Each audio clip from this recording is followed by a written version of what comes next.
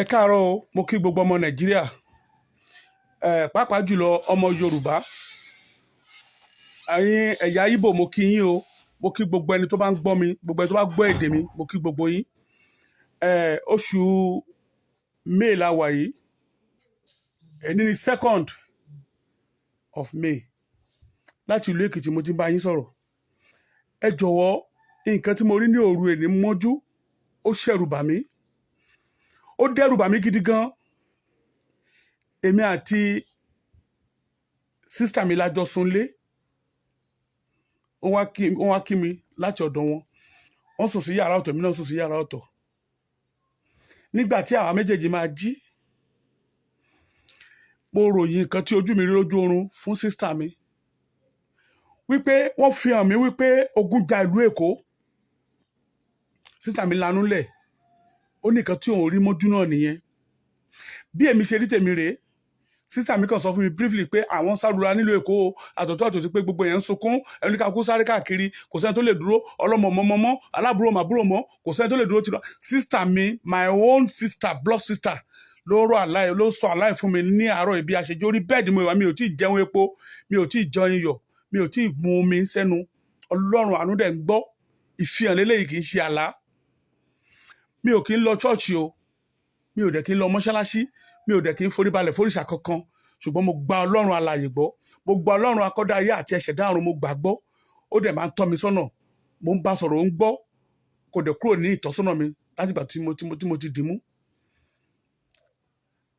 Sísítà mi ṣàlàyé àlá tiẹ̀, mo wá kó àlá tèmi, mo wá ṣe àlá ti tèmi, mo fẹ́ sọ fún yín báyìí.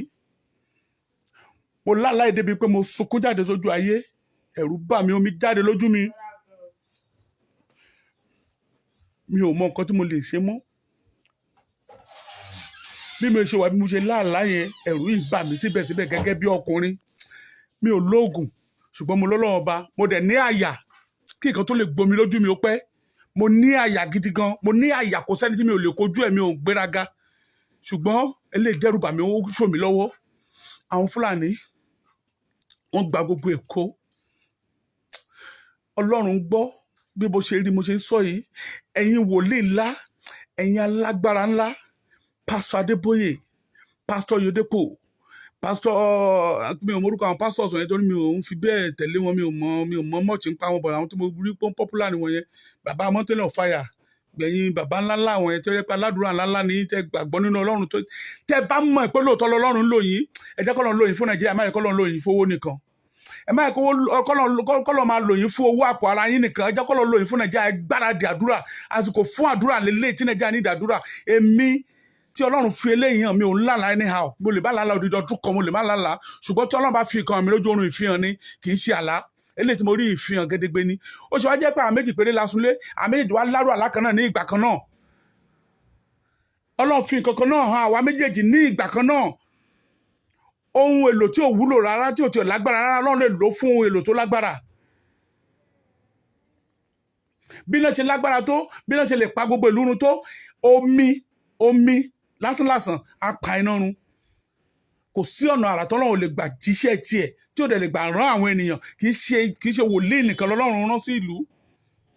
Mi ò sọ pé mi wòlíì, mi ò dẹ̀ sọ pé mi, báwọn èèyàn lè pè mí ní Joseph Alala, báwọn èèyàn lè pè mí ní orúkọ, báwọn èèyàn lè pè mí, ṣùgbọ́n bó ṣe fi hàn mí, ẹ̀rù bà mí. Àwọn Fúlàní wọ́n wa táǹkà yà lé ní 500, ó ti pọ̀ jù, petrol tanker filled with petrol. Wọ́n dẹ̀ wá wọ Èkó from nowhere, only God knows. Wọ́n wá park àwọn petrol tankers ẹ̀ sí strategic places, kò sẹ́ni tó fúnra, strategic places in Lagos. Wọ́n yí Èkó ká pẹ̀lú petrol tanker yẹn. Gbogbo àwọn ilé epo tó wà ní Èkó pátápátá, gbogbo àwọn filling station tó wà ń bẹ̀ pátápátá, wọ́n bẹ̀rẹ̀ sí í ṣí reservoir wọn, wọ́n bẹ̀rẹ̀ sí í sọ bọ́ǹbù síbẹ̀, wọ́n bẹ̀rẹ̀ sí í sọ iná síbẹ̀ sí reservoir wọn. No, their strategy was well planned and they executed it perfectly and brilliantly. Mo rí ní ojú àlá yẹn. Wọ́n bẹ̀rẹ̀ sí í sọná sínú àwọn táǹkà yẹn. Táǹkà ń gbaná, táǹkà máa ń jó bí almost 1 kilometre. A máa jó lọ, a máa jó ilé lọ.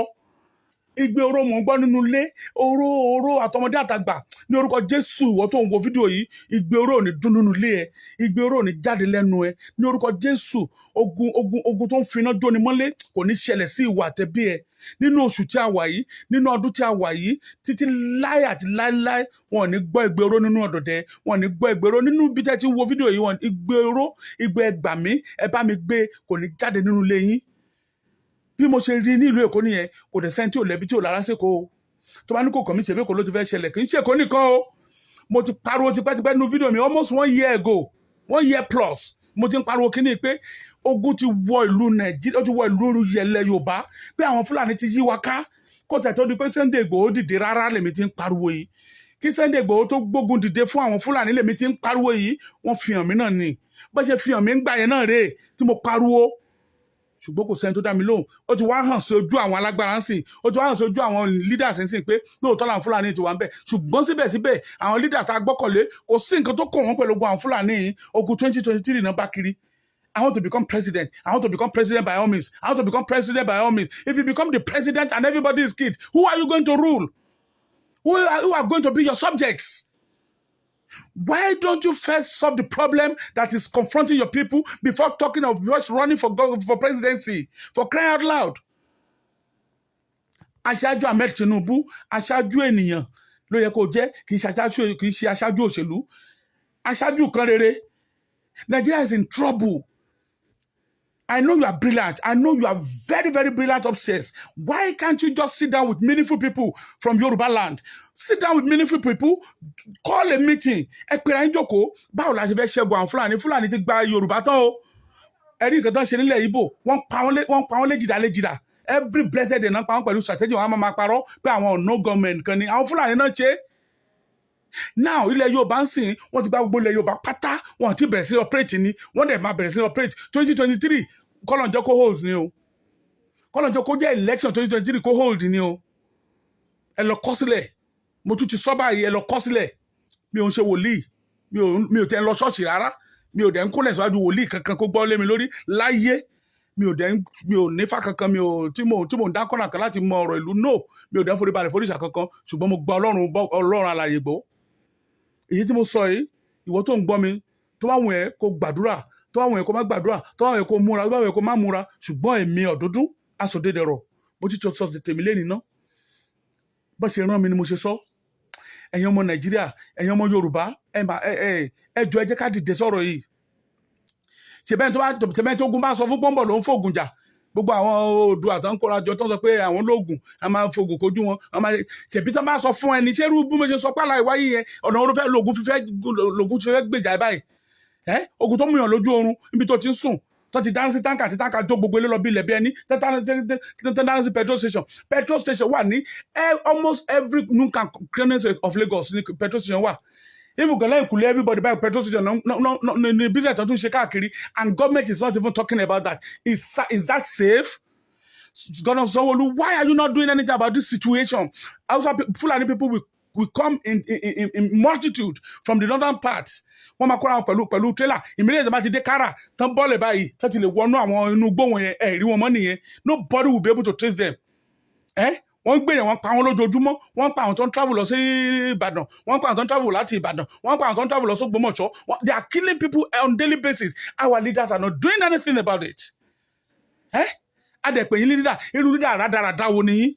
I am not here to insult anybody, I'm sorry, and I'm not here to even boo any politician. I'm not booing you, mi ò boo yín o. I'm not booing anybody, but I am just saying it as it's so painful. It is so painful that our leaders can just ignore a very clear war that is approaching our doorstep. They're not doing anything about it. So the baba ká ọmọ nu yàrá tó ká ọmọ lé tó wá pa gbogbo arun tán, ta lè wá fẹ́ rule. Ẹ̀yin gẹ́gẹ́ ṣe rò pé máa escape ni. Tọmọtọmọ yín ló máa run sí. Kì í ṣe àwọn mẹ̀kúnnù nìkan, ẹ̀yin náà máa nípìn bẹ́ẹ̀. Tó bá wù yín ẹ gbọ́, tó bá wù yín ẹ má gbà. Ṣùgbọ́n ẹ̀yin mẹ̀kúnnù tẹ́ ń jìyà, tẹ́ ń ṣiṣẹ́ jìyà, táwọn aṣáájú wọ̀nyí fìyà jẹ lórúkọ Jésù. Ogun àtẹ̀jà á yọ wá kúrò nínú ogun yìí, kò ní nípìn nínú ẹ̀, kò ní ká wa mọ́lé. Àwọn tó ń jẹ gbì, àwọn náà máa kú gbì. Àwọn tó ń employ àwọn Fúlàní, tẹ́yìn dọ́ọ̀jì wọn nílẹ̀ Yorùbá, àwọn ológun yẹn máa kó lọ lórúkọ Jésù bó ṣe máa rí nìyẹn. Mo ṣe àdúrà fún ìlú Nàìjíríà dẹ̀rọ̀, ìlú Nàìjíríà lójú, ìlú Nàìjíríà aráyè, ìlú Nàìjíríà peace will reign in Nigeria in the mighty name of God. Mo sọ tèmi náà, ọdún dàsọdẹ dẹrọ, ó tún sọ tiẹ̀, èní ni 2nd of May 2002. God bless everybody.